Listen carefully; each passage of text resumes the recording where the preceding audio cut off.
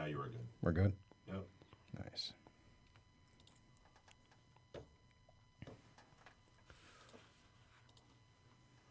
That's what it was. I had to tweak something on your page. I'll show you what it was. Thank you for getting to the bottom of that.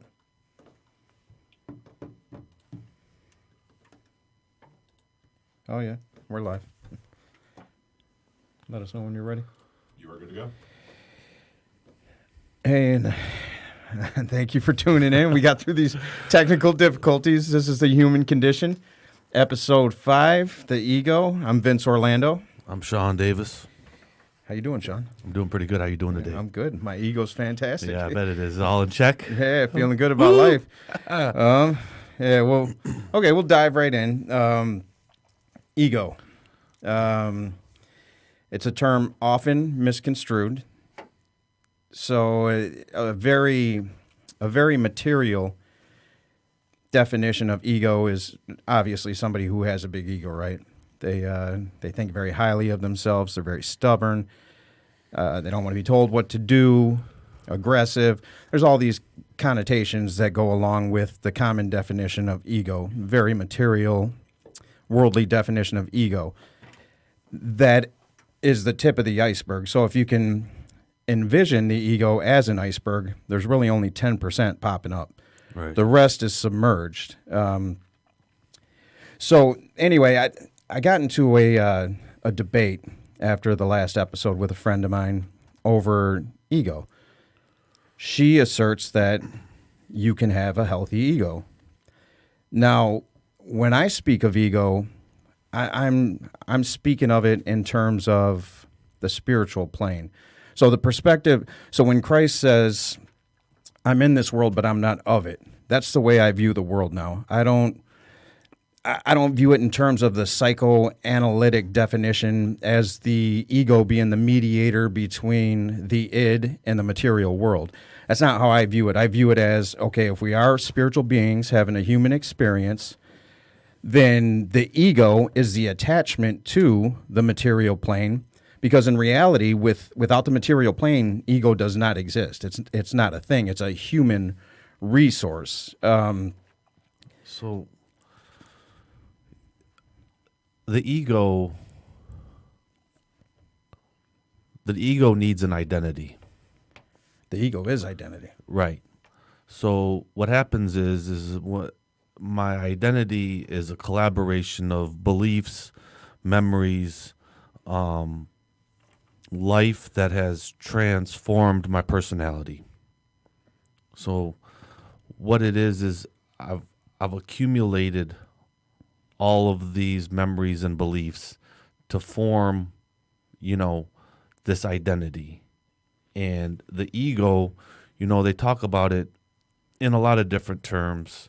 The angel on one side and the devil on the other, right? Which is duality. Duality. Ego would be the devil. Right. So, yeah, there is a good ego. People, I think nowadays will refer to it as consciousness. I think over time that it just changes names through time, Well, in perspectives. Right. I mean, Native Americans use the white wolf and the dark wolf. How do you know? Yin and yang. Right. Which one's going to get stronger? It's the one you feed. Right. So these things all are in collaboration together. And my negative ego, that's what I call it, is the negative ego, is my lesser self. It wants me to think that I'm a no good piece of shit. That or I can't do you're those better things. than everybody else. Right. It can do both. Right. So the negative ego is all about judgment. That's right. This is wrong. I'm better than or less than. It creates a divide and a separation from me apart from everyone else. Well, that's exactly what it is. It's the individualized experience. Right. That's what. So ego, in being the individualized experience, it has no relevance outside of our humanness.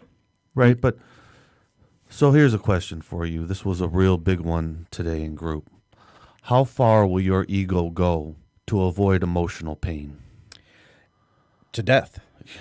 You know, and broken legs is what we talked about. You know? It'll take you down because the ego, the higher self doesn't suffer.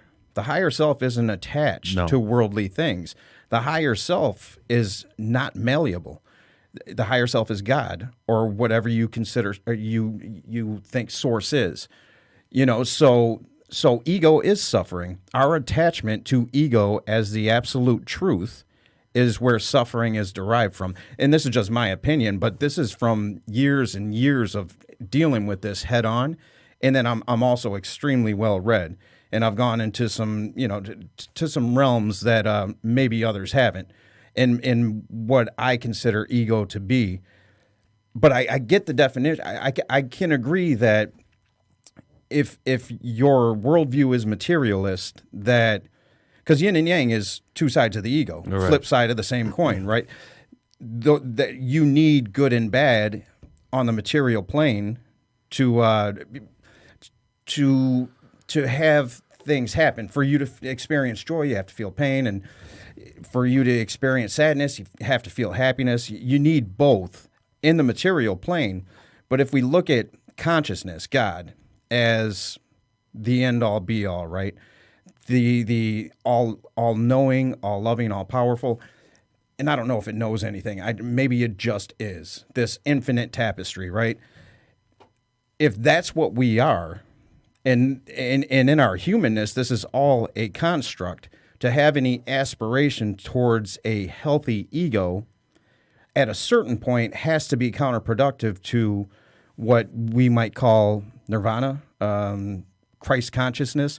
It doesn't matter how you frame it, this transcendence. So I believe, and this is just me, I believe that in our humanness, for me anyway, I'm not interested in anything but transcendence. Nothing else interests me. I want to love unconditionally, truly unconditionally. I got into a debate about that too, what unconditional love is. The things that Christ spoke, that Martin Luther King spoke, that Gandhi spoke, these things resonate with me in a way that sometimes I wonder if I wrote them in a past life. Like that's how deeply I feel these concepts. So I'm not interested in I was interested in a healthy ego to get out of crisis. It was necessary. And through the utilization of my ego, whenever I would set a goal, ultimately, once I got to that goal, I would realize something about myself that was off in the aspiration of that goal. And this is just my experience, but I would realize there was something off in the aspiration of that experience, and I would grow beyond the goal that was achieved or not achieved, whatever the case is. But now, for me, I want, before I leave this plane, I want to know what Christ consciousness is. I think I understand it, but I really want to embody that, if only for a moment, before I make my transition. That's how deep I take ego, you know, in my thinking. Yeah, it takes a minute to get there. And some pain and suffering. You're right. You know, yeah. And, you know, I believe that the ego is always... it's going to protect me. It even goes as far to protect me from future pain, you know. So it's almost embedded in everything. You can detach from the material plane. All right? In moments, right? You know, truly detach where you believe or know that all prosperity is abundant. You don't worry about money. You don't look at your checking book and all these things. And you are in present time awareness, and you are in full detachment mode. The truth is, life will catch up, though. It does. We're human. It does. It will never be perfect for me, you know. But I have spurts where I'm real close to where the negative ego is almost eliminated. The good side of the ego, you know, is one that allows me to believe that anything is possible, that there is no lack and limitation. It is wound up in my spiritual consciousness. But wouldn't you say that's your higher self? And then here's where it goes back to semantics, really, because we're talking the same thing. Right. You know, we believe pretty much the same things, but if we get caught up in the semantics, which, you know, we did in this debate with my friend, we got caught in the semantics a little bit of really we practice mindfulness. So if you practice mindfulness, what is that? What is it that you're attempting to be mindful of? Your thoughts, right? So you know that you need to separate yourself from your thoughts, that you're not your thoughts, you're not your conditioning, you're not those things. You are this awareness of your thoughts. And Eckhart Tolle said something that was extremely interesting to me, and I believe it. It makes sense to me that there can be no ego where there is awareness. So once you become aware and you're sitting back as the observer of your thoughts, once you reach that stage, ego can't truly exist. It can't dominate anymore. And that's not to say that it can't come in spurts, because we are programmed, we are human, we are confined to the five senses. And I always think, you know, if I were a Buddhist monk sitting in a monastery in Tibet, meditating 10 hours a day, I don't know how long, I'm just throwing numbers out there. Even then, you have to come back to the five senses and go to sleep. You know what I mean? Like, so we're trapped in this dual state. And in the dual state, ego it serves a very valid function. And I think our attachment to the ego, that's really addiction. Like, what really drives you to these compulsions? It's your attachment to the ego. You believe that what you see in the material world is the absolute truth. So when you suffer, you do anything you can to alleviate the suffering. You seek pleasure in any way possible. You believe you're attached to the part of the ego that has subscribed to the material plane as the absolute truth. Do you look at the emotional plane the same as the material plane? It's part of it. The emotional plane is part of it, and it's a very human thing. And to say that we're not human, even as a Buddhist monk in a monastery meditating, you're still going to come back to the five senses. You're in your humanness. So yeah, I do.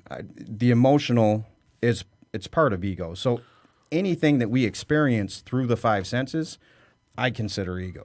Right. So a lot of this, you're still going to have to break, brain state. Right. I mean, that's probably the first piece that you got to do, being in recovery, I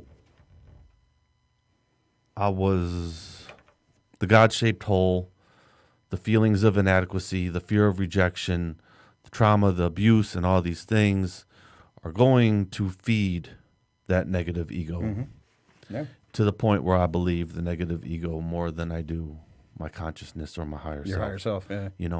So I'm going to have to do some rewiring, and it takes absolutely an effort and it takes change to do these things. I just didn't. I still struggle. It was. We all do. It was funny because I told the guys today in group, I was like, who has a hard time accepting a compliment? And everyone's hand went up, and I was like, you know what? I do too. I was like, somehow, some way, that negative ego still needs a say in making me, it makes me uncomfortable when I get a compliment. I've been doing some new stuff with when I get them, but, someone could compliment me on my eye color, and I would. My ego still... You got to look for something self-deprecating in right, that moment. My ego still wants to make you feel the negative ego like, man, you worthless piece of shit. Because it was part of my God-shaped hole that still hasn't fully healed. It still hasn't fully healed. Even after all these years, there's still some insecurity here and there. And I have to be conscious of that. And so, like I told the guys today, like, what I do is I say, I'll say something like, thank you very much. You don't know how much that means to me. It's very uncomfortable for me to take it's like a compliment. Working out at the gym. I acknowledge how hard it is to take the compliment with the person, and I say thank you. And by doing that, That's a good practice. it starts to break down the negative ego. That negative ego always wants me unsettled. It wants me in fear. It wants me in the future. It wants me kind of in a panic mode, always kind of like always worrying about something, because the negative ego can't be at peace. I don't, and I agree with that 100%. I don't think any part of the ego can be at peace because it's always going to be striving for something material. The higher self can be at peace. The higher self is at peace, always, irrelevant of what the ego is doing. The higher self is always at peace. God is always at peace. Source is always at peace. You've experienced times, though, in your consciousness where the negative ego was dormant. Well, it's not, and it is predominantly dormant now. It comes and goes, and but it is a daily practice that I have to catch it. And with awareness, it can exist. It can't dominate. It's still there. Right. The faulty programming is still there. 5 years ago, did it dominate? In moments, yeah. It wasn't all the time. So it's about 10 years ago I became fully aware. And I didn't know what I was aware of. But after my son was born, I started the spiritual journey. And let's not, some people get bothered by the word spiritual. Let's say we just exist. Let's speak from the plane of material, right? The human realm. So what we can all agree on is that there is consciousness, that when you act in any way, shape, or form, you can observe yourself as an observer, right? Right. So we know that there's some separation, even in what is it that neuroscientists can explain for the life of them? Consciousness. They try like hell, but they can't explain where it comes from. They would like it to have derived in the brain and, from the Big Bang and this amalgamation and compilation of different matter and subatomic particles and now this is just a bunch of electrical impulses in our brain, which creates this consciousness that somehow knows better than this, right? And we all have these moments, whether it's through transcendental meditation, whether it's through peak experiences, whether it's through your children, whether it's through trauma. We get real close to that. Whatever that is, we all experience it, near-death experiences. There comes a point, and I can't say everybody because I'm just me, right? But we hear the stories, right? And we know that we're not alone in these moments of transcendence that we feel. So even if you do believe, Sam Harris is a great example. And, Sam Harris and Jordan Peterson did a podcast. And it was their first one together, I believe. And I keep dropping the O's, but whatever.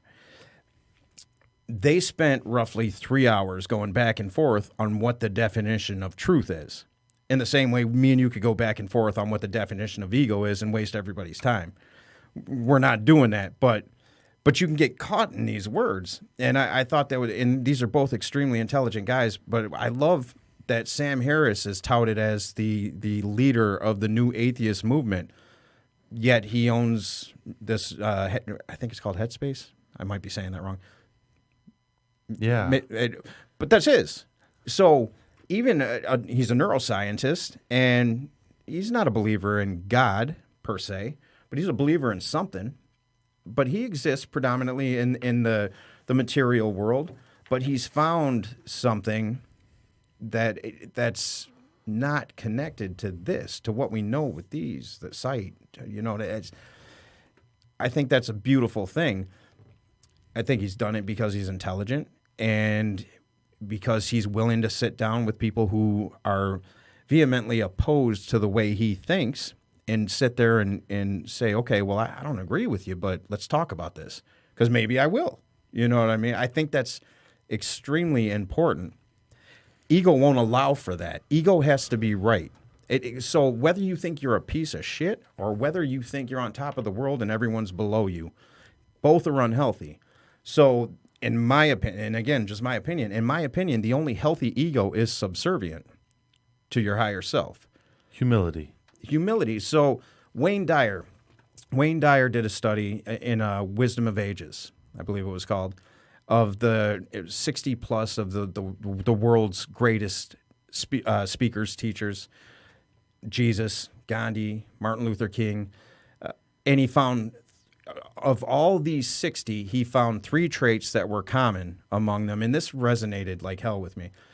These 3 traits were they weren't driven by power. They didn't care. They weren't interested in anything that had to do with power.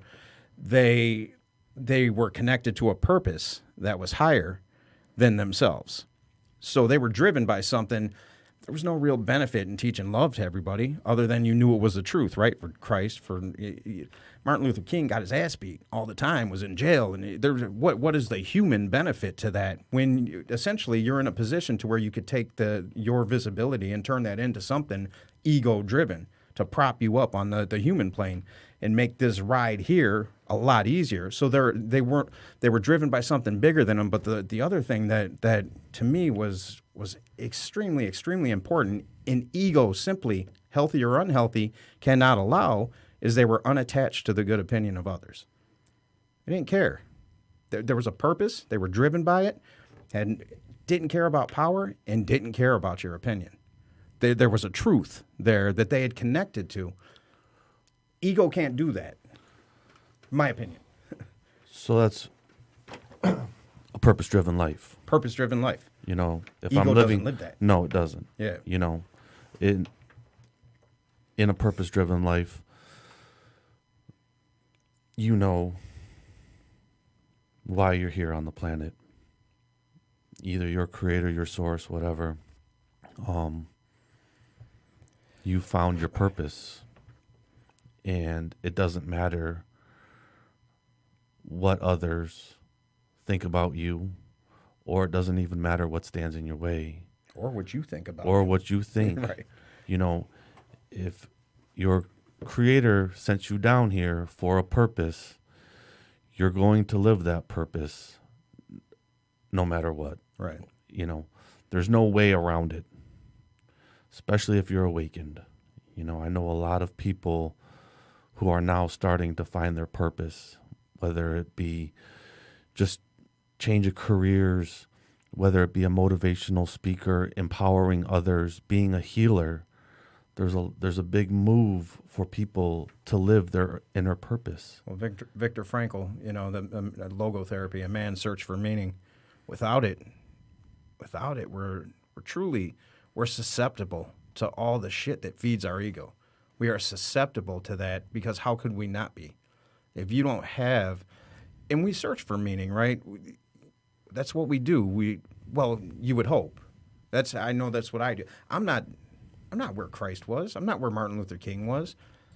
But I appreciate that, and I would like to experience that, and that's what I'm driven towards. Not for anything other than to feel it and maybe pass some of that along to my kids and anybody else, to be a light.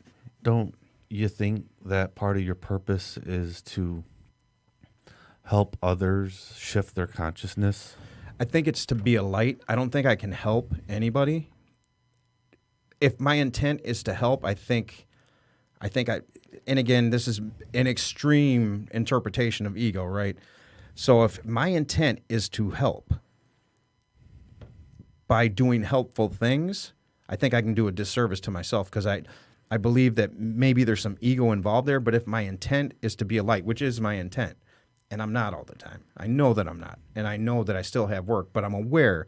So it's to be a light in whatever space that I occupy from this point forward, and then when I wake up tomorrow from that point forward, the past is behind me, future hasn't happened. How can I be a light in this moment? Do I hope that helps people and sheds light in their direct? Absolutely. But I'll tell you a story, and this is why I believe that others can help others awaken and I believe they can turn on the light. Renaissance Unity at the old church. This was like a long time ago, and I'm talking long. It was Christmas Eve Mass, and they were doing what they normally do, lighting a candle for all the 12 disciples, and they had the same ritual for a long time. And they turned out all the lights in the church. And what happened is they had one candle. They lit one candle from Jesus's candle.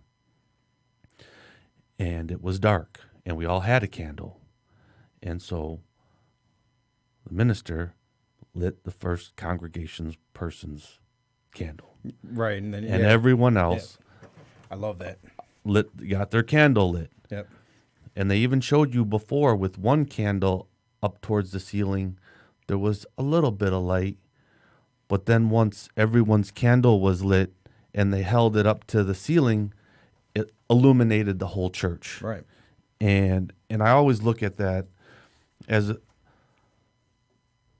how purpose-driven people, spiritually purpose-driven people can light others.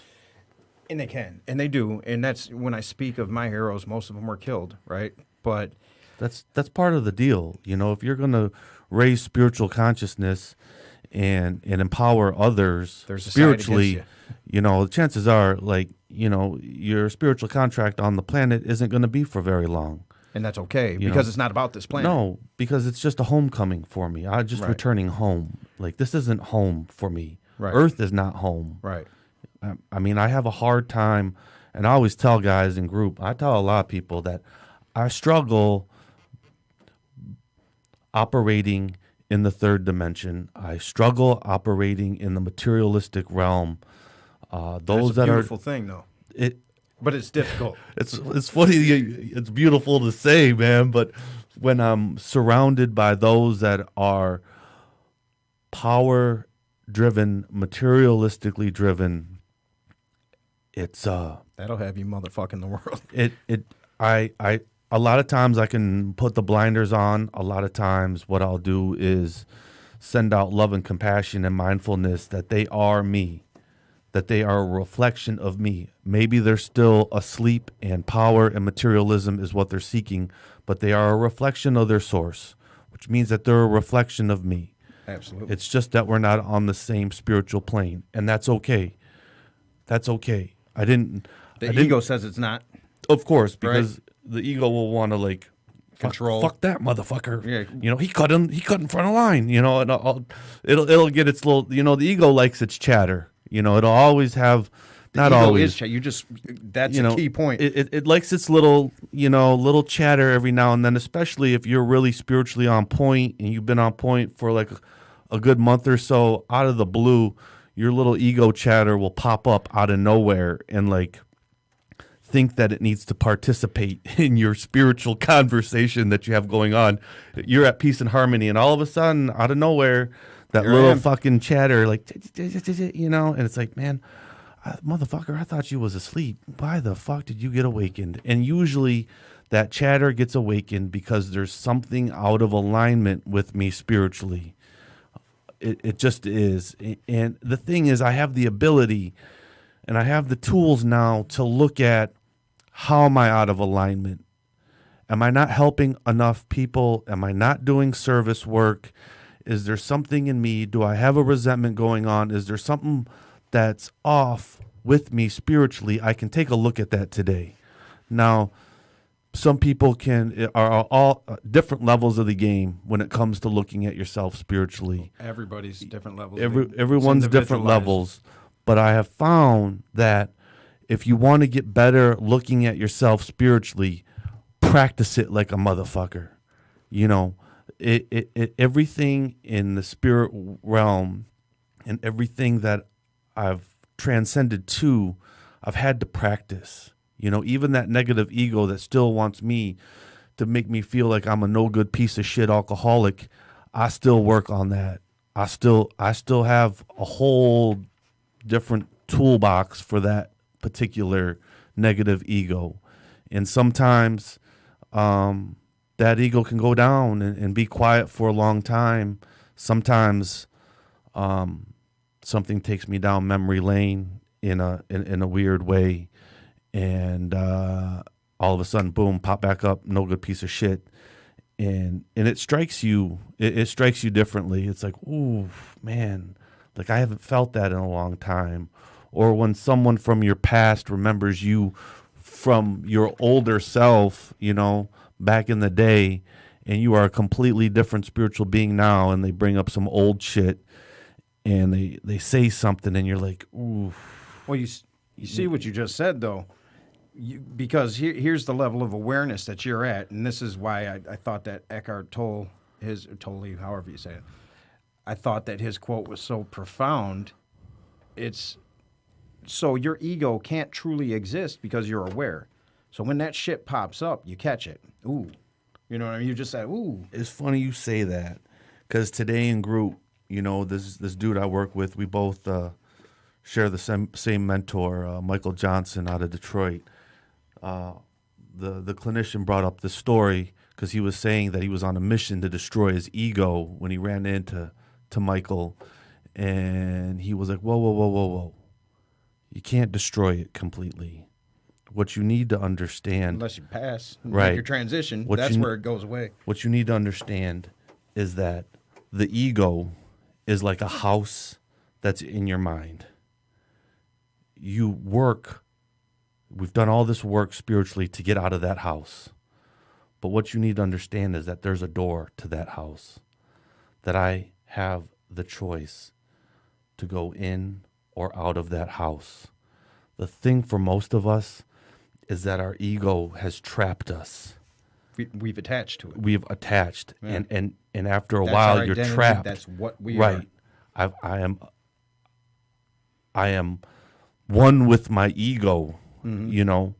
But there comes a point in time that when you do a lot of self-work, that you can recognize that this ego is merely a house that exists in my mind.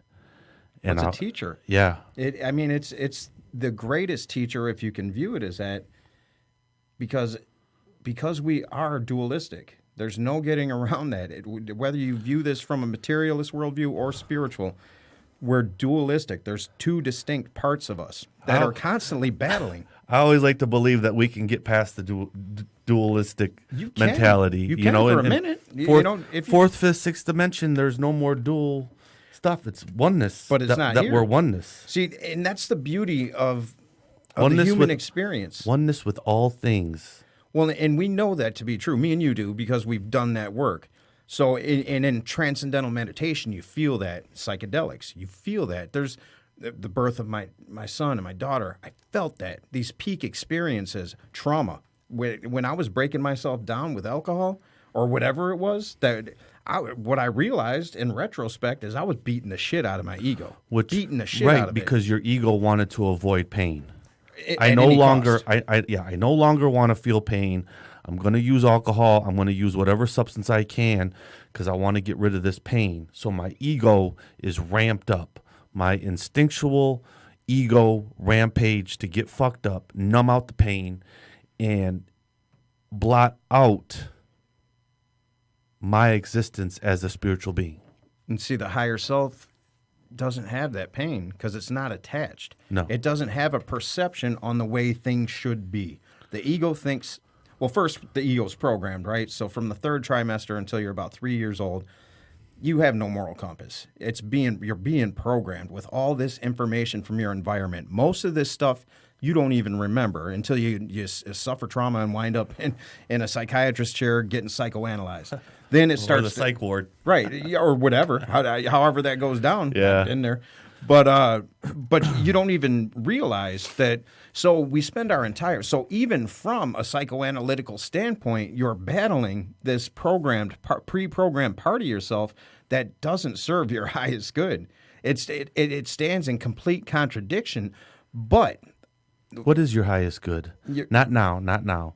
But how did you find your highest good? My highest I think a lot of the through people non-attachment. Okay. I think a lot of the people want to know how to find their highest good. And non-attachment's a tough concept, and we'll have to talk about that sometime too. But so I realized, and it was through the birth of my son, when I felt unconditional love. It was overwhelming. I had never felt it before in my life. If you would have told me prior to my son being born that it existed, I would tell you, fuck off. That's stupid shit. Don't miss me with that bullshit, because that's not what the world's comprised of. The world is negative, and I got to get mine. Grew up Right. poor. I had my story. I was Right. attached to my story. I grew up poor. I had this Yeah. against me. Fuck the world. Fuck that. got my story. I Look got at my what, story. Look at what I got. Look what I Yeah. can achieve. Ha ha. Pat me on the back. Make me feel good. Street life mentality. You know, and that's all I had. But even when it's not street life, look at me. I'm the overachiever. Look at my straight A's and Right. It's same shit. Flip Yeah. side of the same coin. It's still Seeking ego. attention. So when you attach to any, and we assume these roles at a very young age, it doesn't matter if you're the overachiever, the scapegoat, whatever it is, Mascot. you assume these roles, then that becomes your identity. When you become, and Christ said, when Christ says, I am, you know, and that's the problem I had when it came to, you know, sitting in AA and speaking. I had a real problem with labeling myself, even though I know it's necessary, especially in crisis. But so I got to the point you asked how I got there, and I don't know exactly what the purpose is other than to be a light. And all I can do that is by lighting myself up, you know, and so my work is here. This is where my work is now. And I have absolute faith in that the more I light myself up, it's going to trickle down to the ones I love the most. I can't change them. With my kids, they're going to grow up. They're going to motherfuck me one day. It's going to happen. They're going to do things that I'm opposed to. It's going to happen, you know. But what they're not going to do is let me down by their humanness because I'm not attached to who I think they should be. That's unconditional love. So when I felt that unconditional love and I knew it existed, I had one of two choices. I could run to it or I could run from it. Run from it, and I ran from it, not consistently. It was in spurts, right? But I would have these breakdowns to where it was just too much, and I didn't know what to do with it. And the world that was being presented to me stood in contradiction to this feeling that I had, but somehow I knew that it was a binding force. Greg Braden went to it was a monastery in Tibet. Took 16 days to trek to it. And, you know, he's lucky enough to, because of who he is and whatever, he have a conversation with one of the abbots. And he asked this guy, he said, what's the force that binds all things? And the monk said, compassion. So the conversation was short, and Greg left confused. It was some years later, he visited another monastery, and he had the chance to meet another one of the abbots, 100-plus-year-old guy. And he said, I asked somebody else this, and I want to ask you, what is the force that binds all things? And the monk kind of laughed at him. He didn't know why exactly, and I'm screwing up his story. But long story short, the monk came back with compassion. So Greg had a little more time, and he says, well, isn't that an act? Isn't compassion an act? And the monk said to him, it's both. It resonated with him, and it didn't resonate with me at first, but I understand. If you understand compassion as a force of nature, compassion, true compassion, unconditional love, just a respect of the beauty of all things, and just the detachment from the way things should be, and that everything is existing in perfect harmony to whatever its journey is at whatever given time, that is a force of nature. You see it in even outside of the human experience, in the way that subatomic particles interact with each other. There's a perfect harmony. We view a supernova as cataclysmic, right? But we're from that. So it's a beautiful thing, you know. And you look at the human race, and we can talk about how bad off we are, but the population continues to grow, doesn't it? And it continues to grow not because we're not compassionate, even though we have our setbacks, but somebody, as much as I can complain about the things that may have happened when I was a kid, somebody was feeding my ass. Somebody was changing my diaper. I'm sitting here with you right now, and me and you are able to talk because despite what we may have gone through, and this goes for anybody, it doesn't matter how bad you perceive your life to be. If you've reached the age that we have, somebody was compassionate. It's real easy. It's hard to be a parent. You know what I mean? You know, it's easy to walk out. A lot easier, but there's something that, despite the circumstances that are before you, keeps you there. That's that force. That's what it is. And when you feel that, when you truly feel that, and you decide to run to it, your purpose, you are your purpose. You know what I mean? Like, you are your superpower. We are our superpower. the infinite had to shrink itself into us. It had to forget its own infiniteness, its own perfection, in order to experience phenomena, because whatever's up there doesn't need this. Or maybe it does. Maybe we're the evolution of that which is higher. But to not know that we're so very, from a materialist worldview, we're this little speck on this blue dot, which is true, but we have consciousness. That's such a beautiful, beautiful thing. And to not realize that you are your superpower, you're doing a disservice to what this thing is. This entire existence here. Ego can't detach from the shit that you see, hear, touch, taste. Ego cannot detach from that. It's what ego is. I'll go back to your pop culture. The sickness. Ego promotion. Yeah, the sickness. The bubble. Yeah, the bubble. Yeah. Promoting material wealth. Look at me. How many cars do I have? How scantless can I be? How ruthless can I be? And, it's, man, I wish people would turn off the TV. It's dangerous. I always, when I was a kid, bullshit. The TV's great. Yeah, but I mean, come on. We were watching Knight Rider and stuff. I mean, I just look at. He was still cool as shit in the trans. I look at how social media and the television almost have your ego programming in mind. The powers that be do, because they can serve a purpose. What we're doing right now, and we're getting out to, I don't know how many thousands of people, but it's all over the world. That's an amazing thing. Now, the powers that be, the ones that want to capitalize on our egos, that's what you're talking about. They're the ones who dominate this medium. Not just that, but they want their shift. They want people being in the material world. They need more consumers. I need more consumers. Consumerism. Yeah. The more I consume, the more that you keep the wealthy, the more programming they dish out. Absolutely. And I need to have the newest iPhone. I need to have the newest car or whatever it means. How can I keep you sedated? How can I keep you asleep? I need you asleep. I don't need you waking up. Yeah, that's the problem. Last thing I want is you waking up. Yep. Last thing I want is you waking up and waking up people around you. When you decide that you don't need to spend your last dollar on the house that's going to impress whatever woman or whatever man you're trying to get in whatever car, when you decide that you don't need that shit, you're dangerous to that system. You're a danger to the system. They don't want you detached. You have to be attached, because if you're not attached, you don't consume. Right. You don't need to. I want the money I earn to belong to me, and I'm going to choose what I need. Don't ever use the words practicality around too loudly, because tell you the truth, that's how I do shit now. Is whatever consumerism I do, it's all based out of practicality. And I don't need a lot. I don't need a lot of stuff. I don't have the newest Jordans. Tell you the truth, I don't wear expensive clothes a whole lot unless it's a special occasion. Everything is very humble. I don't need to draw attention to myself.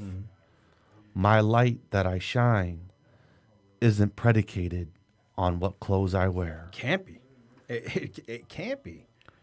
My kid, and this is one thing I teach in my house, and considering there's been ups and downs in life, but I'm happy with the way my kids think, and I can pat myself on the back a little bit for that, and their mother too. We've co-parented effectively, but when I ask them, what do we spend money on, and they'll tell you what they've been taught: experiences, not things. Yeah. I live well below my means so I can travel. Maybe on social media I look like I got a little bit more than I do. I got enough, and I don't need anything more than that. If I can jump on a plane and go experience other parts of the world and shamanic culture, well, I'm good. I don't need anything more than that. According to the laws of prosperity and abundance, we have unlimited supply. how could it not be true? How could it not be true? Peter Nielsen was speaking at Renaissance Unity, and I'm apprehensive on using the word God because of the stigma.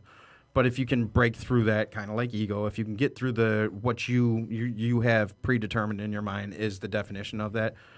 But Peter Nielsen said, with God as your partner, you better think big. Yeah. So you're sitting in church, and it doesn't matter what church you're in or what spiritual community, you talk about absolute faith. You talk about these big concepts, but you don't live like that. Because if you really knew that whatever the infinite is, the immalleable, whatever that is, if that's your partner, if you are that, you're derived from that, how do you not have access to everything in front of you? Ego edging God out. Ego. Ego it'll keep you from absolute faith. It does. It is designed to. It's the antithesis of absolute faith. It is designed to keep you separate from your creator. It's designed to keep you kind of, like I said, unsettled. Yeah. Not ever having. I have faith, but I have faith that you'll take care of all of this stuff. But this over here, my money, you let me take care of that. Yeah, I'll take care of it. Let me be the one to take care of that. That's the shit I need to stress about. Right. You have to let it all. Yeah. Like the whole picture, the whole tapestry has to be turned over. And it's tough, man, because, again, people have the real simplistic definition of ego is the big ego, right? I'm the shit. But ego is also, I'm not the shit. Yeah. I'm super insecure when people make fun of me. When I was a kid, the thing that, so when I became an actor, right? I needed everybody, no coincidence, needed everyone to adore me. That's in my head, that's what would happen. So I went out seeking that. And, but I didn't want to be poor. I couldn't be a starving artist out there. So I spent years and years dealing with cartel down in Mexico, running drugs across the country, risking my life, literally my life, because I was so deeply afraid of being made fun of for being poor again. I could not handle it. So that was a big part of my experience, and I look back on the risks that I took. This thing that I always had access to, this unconditional love that I didn't know existed. What I was willing to sacrifice for the ego. That is also ego. That insecurity that it keeps you in prison. Inadequacy. And it's ego. So we can look at it as what it can it be healthy? It can be used in a healthy way, right? It can be used in a healthy way for survival, and for learning. And for learning. But can you truly experience it? Transcendence? It does not exist. It doesn't exist beyond this plane. And when we get into those deep states of meditation, psychedelics, peak experiences, when we get, for me now, it's as easy as looking up at the stars on a certain night, and I'm gone. And it's only for, maybe 30 seconds, and then I'm back, and then I hear a car pass or whatever. But in those little moments, you just know that you're connected to something. So life is it's meant to be a series of these moments that at the end, hopefully you can piece together to say that I've lived the life that I wanted, and then you take that back to wherever you take that back to. We can get into the concepts of reincarnation and what that's all about, and that's a whole different thing. But I just threw an all out there for all you people critiquing our shit. Yeah, man. I think a lot of us, right? I too sold drugs and firearms because I didn't want to be poor. It was a lot of financial insecurity. It hurt when people called you out on that. And the thing about that life, though, is that it feeds the dark side of the ego quite a bit. Because then we're going into harming others. And now I'm harming people that, tell you the truth, I probably will never see. But what my profession is still enslaving people in some capacity. Feeding someone's addiction or, right. selling them a Glock. I'm not living in the light. Oh, no. I'm living in the dark. Yeah. And isn't it easy to justify when you're living in that dark? yeah, I'll tell you one thing. When I was in the darkness, I knew the light inside because it would talk to me. Right, yeah. It would talk to me, and Duality. yeah, it would kind of be like, well, I always like to think it was my God. Right. Which And, it is. You know, Your higher self. and it was like, you know, you're gonna come on. You know, you're gonna join the force. You know, like, why do you keep prolonging this? Why do I have to keep slapping you in your head? Right. Slapping you in your head. I'm not going to kill you, But you know, whether it's getting arrested or you know, drinking and drugging to blot out the feelings I had about what I was doing, because I never really sought out power through all that stuff. Power never really excited me a whole lot. I really did it for monetary gain. And you were protecting yourself, right, protecting your ego. And so my God would, you know, I'd get pinched, and you know, I would skate by and, you know, get some probation and slap on the wrist and stuff, and I could always hear my God being like, "What? I don't know what the fuck you're doing. Come on, stupid." You know, I don't understand. I just don't understand what the fuck you're doing. Yeah. And I would make excuses. Even when I had, you know, 200 grand, you know, underneath my bed, I still felt that was not enough. And I would still make justifications to live in the darkness because now it was comfortable for me. The light scared me. What I thought people thought of those that walked in the truth and walked in the light. Oh, no. I don't want to be one of them. I don't want to be that guy. Yeah. God forbid I be a motherfucking healer. Oh, no. Talking all that dumb shit about love, you know, and yeah. turning the other cheek. Fuck right, that. you know, and I didn't understand because I didn't understand the truth, and I didn't understand the light, and I didn't understand how it worked. My consciousness was below sea level.